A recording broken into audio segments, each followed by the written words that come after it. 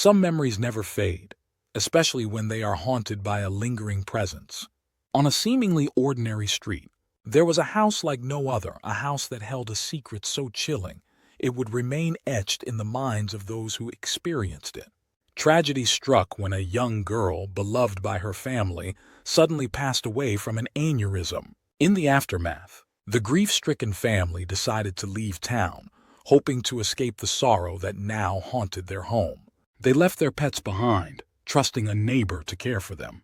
The narrator's uncle, along with his girlfriend and a friend, was tasked with looking after the pets. They had no idea that they were about to encounter something beyond the realm of the living. As they entered, the air was thick with an uneasy silence. The house felt cold, almost as if it knew it had lost someone. While the uncle and the boyfriend, a vet student, headed to the basement, the mother, a young woman at the time, was drawn to the grand piano in the living room. Mother. To herself, "I've always wanted to play a grand piano." As she played, lost in the music, she suddenly felt a soft brush against her ankles. She glanced down, expecting to see a cat, but there was nothing. Dismissing it, she continued playing, but then it happened again. This time, something clasped her legs tightly. Mother. Looking under the piano, voice trembling. "Hello? Is anyone there?" Terrified, she stopped playing and rushed to the basement door, calling out for the others. Her heart raced as she waited, the atmosphere growing increasingly oppressive. Uncle. Worried, "What's wrong? You look pale." Mother. Breathless. Something grabbed my legs, but there's no one here." The uncle's face turned serious, his eyes widening in realization. Uncle. In a hushed tone, I can't believe it. The daughter who died. She used to play a game with her father.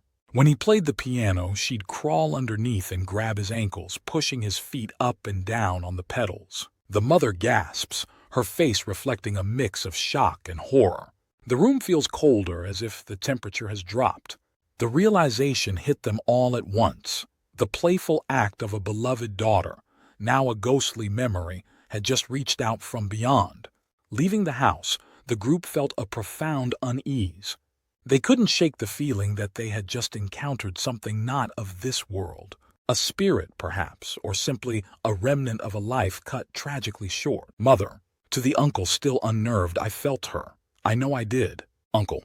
Quietly, "Let's just go. This place. It holds too many memories." That night, they couldn't stop talking about what had happened.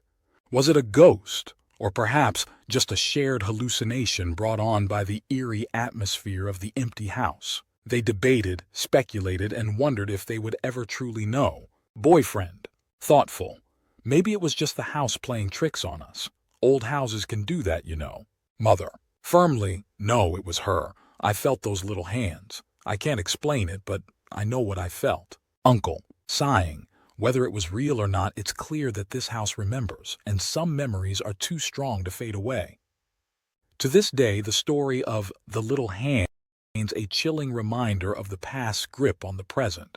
Was it the spirit of the young girl yearning for one last game with her father, or simply the echoes of a life interrupted? We may never know. But one thing is certain. Some houses remember, and some memories are too powerful to be forgotten. It was a typical night shift for EMTs in a rural community.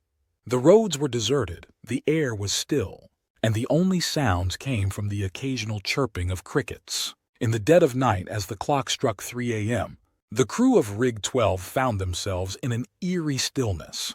Rig 12 had a haunted reputation, but for EMT Zerbo, stories of ghostly encounters were just that, until that fateful night.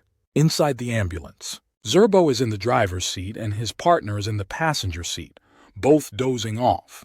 As they tried to catch some rest, Zerbo was startled awake by a muffled voice. Groggy, he assumed his partner was speaking. "Zerbo," mumbling, "trying to sleep here." He closes his eyes, but then a male voice distinctly echoes from the back. Male voice, whispered, distressed. "Oh my God, am I dying?" Zerbo's eyes snap open. He and his partner, now fully awake, exchange bewildered looks.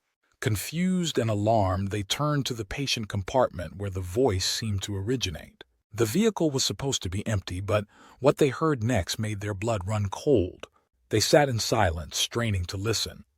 A few seconds passed, then a new sound emerged, a heavy, labored breathing as if someone was struggling for air. Partner, whispering, "Did you hear that?" Zerbo, nodding, voice tense. "Yeah, someone's in there." The silence was shattered by the click of an oxygen bottle regulator, followed by a hiss as if the oxygen was leaking. Zerbo and his partner jump up, panic evident in their expressions. Zerbo, alarmed, "Did you open the oxygen tanks?" Partner, shaking her head, "No, something's not right." They quickly turn on the interior lights, flooding the ambulance with bright, harsh illumination. Terrified, they scrambled out of the ambulance thinking a transient might have snuck in while they were asleep. The exterior of the ambulance. Zerbo and his partner stand outside, catching their breath. Outside, the cold night air did little to calm their nerves. With shaking hands, they opened the rear doors of the rig, expecting to find anyone inside. But the patient compartment was empty. The oxygen bottles were sealed tight and there was no sign of any intrusion.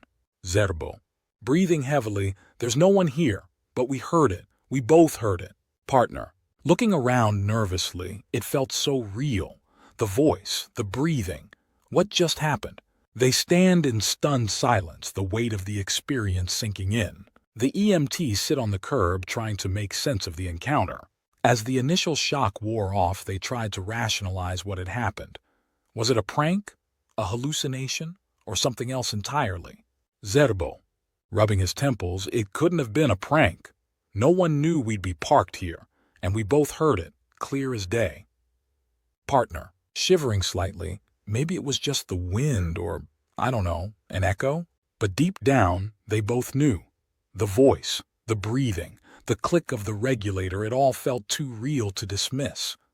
Rig 12 was known for its strange occurrences, and now Zerbo and his partner had their own story to add to the lore. The phantom voice, pleading for help, was the lingering spirit of a patient lost on a previous call, forever trapped in the ambulance.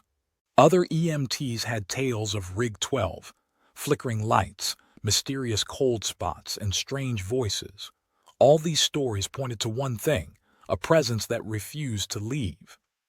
To this day, the story of the phantom patient lingers, a chilling reminder of the unknown. Whether it was a ghostly encounter or a trick of the mind, one thing is certain: some mysteries are destined to remain unsolved. Sometimes the things that go bump in the night aren't just figments of our imagination. In a quiet neighborhood, two women live side by side, sharing more than just a fence. This is the story of the Impish Ghost they called Billy. It all started with small, inexplicable events. Abby, coming home from work, would often find things out of place.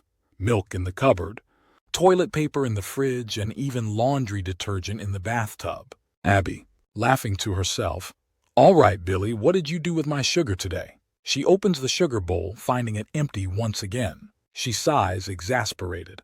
For Abby, these oddities became a daily occurrence. She began to suspect a playful presence in her home. Diane's house, just next door. Diane is on the phone, looking puzzled. Her neighbor Diane had similar experiences. One day she called Abby with an unusual question. Diane, on the phone, "Hey, have you seen Billy? I can't find my gallon of milk." After searching high and low, they found the missing milk outside on Diane's back steps. It seemed that Billy enjoyed playing tricks on them both. Abby's kitchen. She frowns at the empty sugar bowl. Every morning, without fail, Abby's sugar bowl was empty.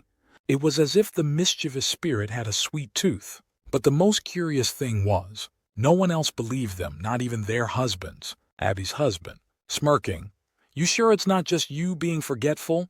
Maybe you're using more sugar than you think." Abby, rolling her eyes, "If that's the case, then I'm using it in my sleep." Despite the skepticism, the peculiar events continued, convincing the two women that they were indeed dealing with an impish ghost. Abby's living room. She's had enough and points towards Diane's house. When the pranks became too much, Abby found a way to deal with the playful spirit. Abby, firmly, "Billy, go see Diane." Diane, on the phone, "Thanks a lot, Abby. He just knocked over all my flour." Like clockwork, whenever Abby sent Billy over, Diane would experience her own share of pranks. The ghost seemed to enjoy playing between the two homes, never harming but always causing a stir, a family gathering at Abby's house. Her mother and sister listened skeptically. Their families, however, remained unconvinced. Abby's mother was certain someone was breaking in, while her sister was open to the idea but unsure of what to make of it. Mother, concerned.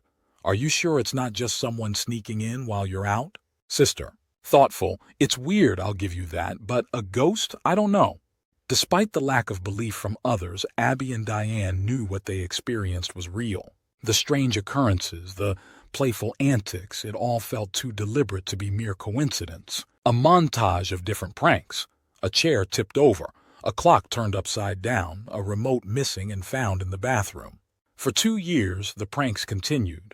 From missing items to misplaced objects, Billy never seemed to rest. The women even noticed that whenever they acknowledged Billy, the activity would intensify, as if the ghost enjoyed the attention. Abby and Diane sitting together, sharing a laugh over a recent prank. Abby, chuckling. Remember when he put the detergent in the bathtub? I couldn't stop laughing. Diane, smiling. Yeah, my husband was convinced I was losing it. But we know what we saw. Despite the frustration and occasional annoyance, they grew accustomed to Billy's presence.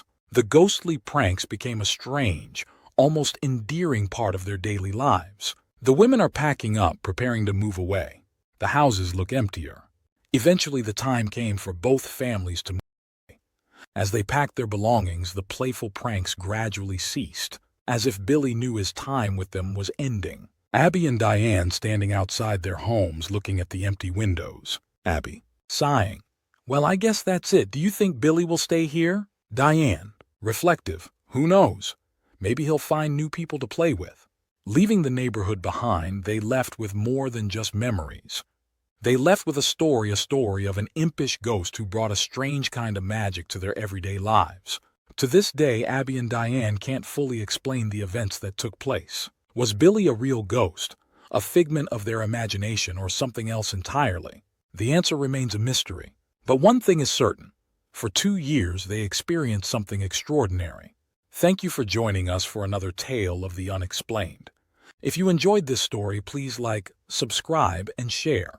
Have a curious encounter of your own? Share it with us, and it might be featured in a future episode.